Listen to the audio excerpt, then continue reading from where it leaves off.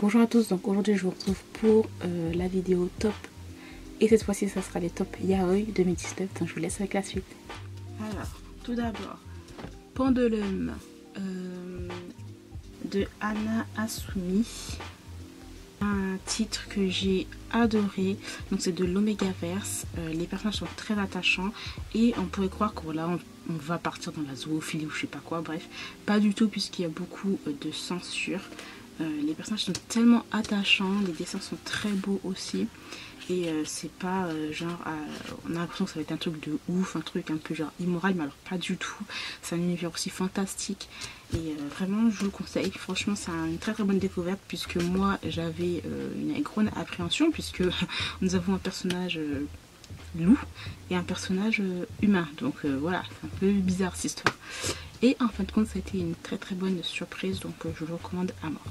Ensuite, il y a eu Queen and the Teller de Scarlett Berico. Donc Scarlett Berico, c'est une auteure que j'adore énormément, de par les dessins, de par toutes ses histoires. Franchement, c'est... J'allais pas dire c'est la queen du yaoi, mais presque. Voilà, il y en a d'autres encore, hein, bien sûr. Mais bon, voilà. Donc celui-là, il est hyper drôle. Les dessins sont tellement beaux. Et l'histoire aussi est vraiment très intéressante. On part sur beaucoup de préjugés par rapport à deux personnages, etc. Et ils vont prendre un peu de temps pour se découvrir mutuellement et j'ai adoré. Ensuite, celui-là, je vous montre le tome 1, mais le tome 1, je l'ai déjà lu depuis un petit moment, mais toute la série Totally Captive de Yuajin, qui est excellente. Donc par contre, j'ai pris énormément de temps à trouver en fait tous les tomes, puisque tu as des tomes qui coûtent au moins 40 € et tout, donc j'ai eu de la chance de trouver certains tomes en occasion et à un très bon prix. Certains j'en ai trouvé à Book Off. Donc c'est un manga coréen, donc un manhwa. Nous sommes dans l'univers de la mafia, c'est très drôle et très addictif, les dessins aussi sont très jolis. Donc voilà, c'est une série qui se termine en 6 tomes. Par contre voilà, comme je le dis, c'est une série assez difficile à trouver, clairement. Mais franchement, je suis trop contente de l'avoir dans ma collection maintenant.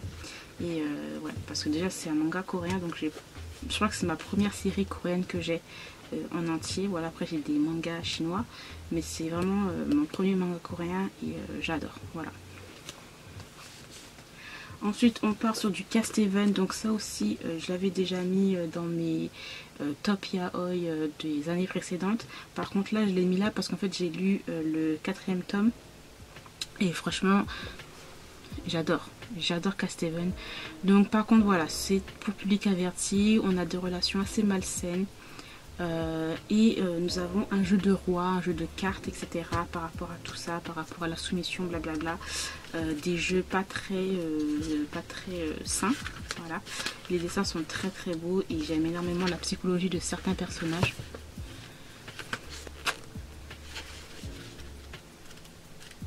Donc voilà, comme je dis, c'est pour un public averti. Nous avons des castes, les personnages qui sont en haut de la pyramide et les personnages qui sont très très bas de la pyramide, qui sont considérés comme un moins que rien.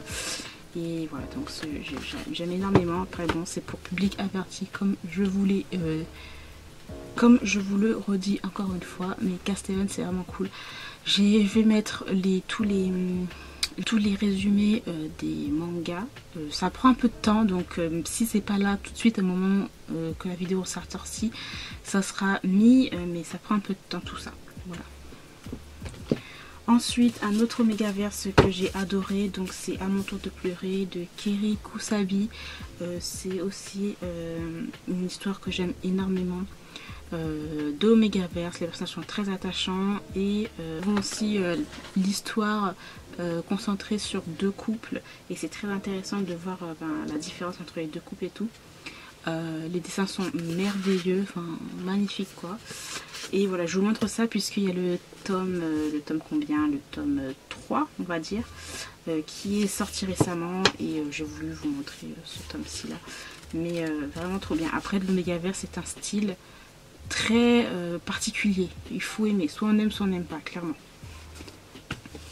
Ensuite on va partir sur du fantastique avec Coyote de Ranma Rosaria. Donc là clairement le deuxième tome est sorti, je l'ai lu génialissime. Un monde fantastique, des dessins sublimes, des clans, de loups-garous, de coyotes et tout. Enfin bref, trop bien. Les dessins sont magnifiques. Du Ranma Rosaria, franchement, il n'y a rien à dire. Voilà. Franchement, j'adore. Après, oui, pour public averti, puisque les dessins de Ranmaru sont assez explicites. Hein, mais j'ai adoré. Et pour terminer, donc on va finir avec Blue Sky Complex de Kei Ishikawa. Donc ça, il est sorti depuis un petit moment. Mais ça a été une très bonne découverte, j'ai adoré. Donc ça se passe au lycée. Un peu plus sur les sentiments, sur des divergences d'opinion. Et les développements des personnages sont très bien aussi. Donc voilà, j'ai adoré. Et voilà quoi. Donc voilà, j'ai mis que ça comme manga yaoi, puisque en fait, les yaoi, je trouve que soit t'as de très bons titres, soit t'as des titres qui se ressemblent un peu tous, t'as des titres qui sont clairement concentrés sur le sexe et c'est vraiment pas ça qui est intéressant.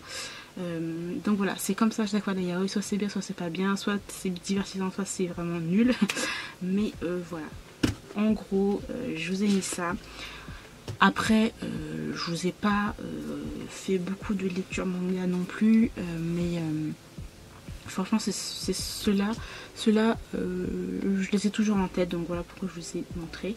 N'hésitez pas à me dire quels sont vous les yaoi que vous avez beaucoup aimé en 2019. Et puis moi, je vous remercie d'avoir regardé cette vidéo et je vous retrouve très bientôt. Bye!